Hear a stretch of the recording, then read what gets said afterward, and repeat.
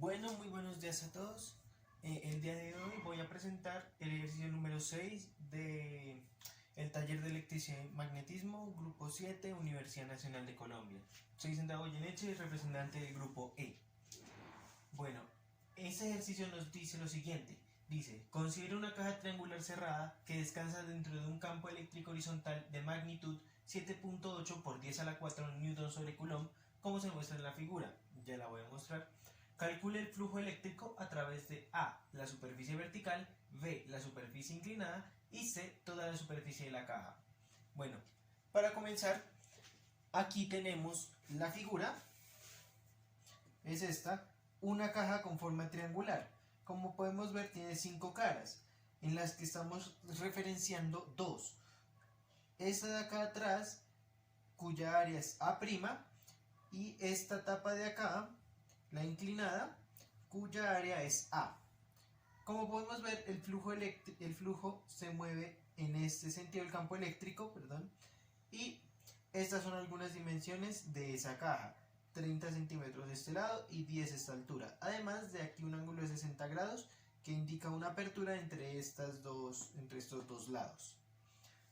Bueno, ahora lo primero que nos preguntan es el flujo eléctrico a través de la superficie vertical. La superficie vertical será esta de aquí atrás, representada con el área A', ¿sí? Por lo tanto, entonces, para calcular el área, lo único que tenemos que hacer será multiplicar lado por lado, porque es un rectángulo, ¿sí? Entonces, eh, antes de comenzar a hacer cálculos, tenemos que hacer un pequeño análisis. Primero, miramos en qué dirección va el campo eléctrico. Como podemos ver, el campo eléctrico va en esta dirección, mientras que la normal de esa área va en la dirección contraria. ¿Cómo así?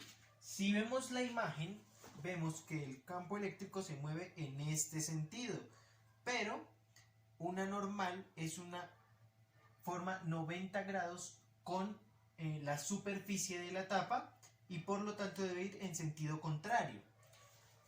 Por eso, entre estos dos vectores debe haber 180 grados. Ahora, el flujo lo calculo multiplicando los dos vectores. El vector campo eléctrico eh, con el vector normal de esa área. Ahora, ese flujo, pues como es un producto de vectores, lo podemos calcular como la norma o la magnitud del campo eléctrico multiplicado con la magnitud de la normal para esa área por el coseno del ángulo que se forma entre ellos dos, que es 180, reemplazando datos teniendo un cuidado especial con las unidades, ya que aquí nos lo da en centímetros y según el sistema internacional debemos considerarlo en metros. Entonces hacemos la conversión a metros, hacemos el cálculo, reemplazando los valores del campo eléctrico que nos dieron ese valor y el ángulo, y obtenemos que el flujo es igual a menos 2340 newton metro cuadrado sobre coulomb. Ahora, para el inciso B, nos preguntan la superficie inclinada. Bien, como podemos ver en la imagen, la superficie inclinada también es un cuadrado. El problema con esa superficie inclinada es que solo conocemos uno de sus lados. No conocemos este otro que es el que está inclinado. Pero ¿cómo lo podemos hallar? Es sencillo hallarlo utilizando este triángulo. Entonces, aquí tenemos una pequeña representación por uno de sus perspectivas, ¿sí? De esa caja. Vemos el triángulo, vemos que tenía aquí el ángulo de 60 grados. Vemos aquí un ángulo recto. ¿Por qué un ángulo recto? Porque si no, aquí no habría 180 grados, porque habría una inclinación. Y el ejercicio nunca nos dice que haya inclinación. Y pues en consecuencia aquí 30 grados, porque la suma de los ángulos internos de un triángulo es 180. Así, si quiero calcular este lado, puedo hacer uso de varios métodos trigonométricos. Yo utilicé un teorema seno.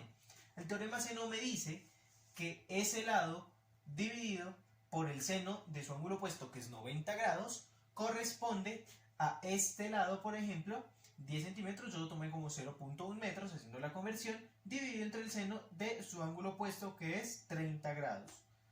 Así, realizando el cálculo sabemos que seno de 90 es 1, seno de 30 es 1 medio, por lo tanto 2 pasa a multiplicar y me queda que L corresponde a 0.2 metros, 20 centímetros.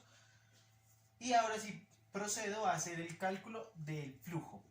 Entonces, como ya determiné el valor de L y yo sé que esa era una superficie rectangular, el área la calculo multiplicando estos dos lados.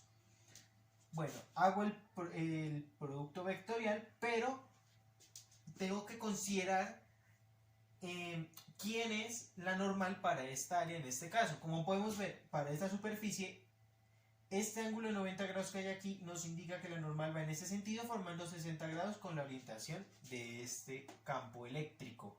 Por lo tanto, tomamos magnitud del campo eléctrico, bien, magnitud de la normal para esa área, que es multiplicar esto lado por lado en metros, y multiplicado eso por el coseno del ángulo que se forma entre esos dos vectores, que es 60 grados. Ya por desarrollo de triángulos lo podemos saber fácilmente.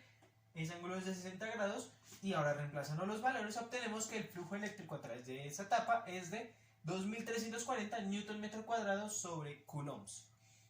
Ahora, el inciso C, que es el último, nos dice que calcular el flujo eléctrico en toda la superficie de la caja.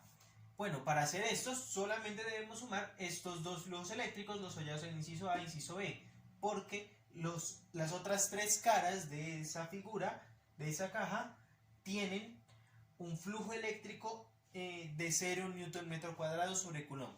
¿Por qué? Porque, como podemos ver, la normal para esas áreas, aquí forman 90 grados con el campo eléctrico. Por ejemplo, para la tapa de abajo, la normal va hacia abajo, formando 90 grados con este campo eléctrico. Y lo mismo ocurre con estas dos tapas triangulares. Por lo tanto, como forman 90 grados, el coseno de 90 grados es 0, y pues el producto multiplicar por 0 me da 0 para el flujo de esas otras tres caras. Así, solamente sumamos estos dos flujos y nos damos cuenta que el resultado al operar es 0 Newton metro cuadrado sobre Coulomb. Eso significa que todas las líneas de campo que están ingresando, están también ingresando, bueno, en este caso por esta cara, están saliendo por la cara inclinada.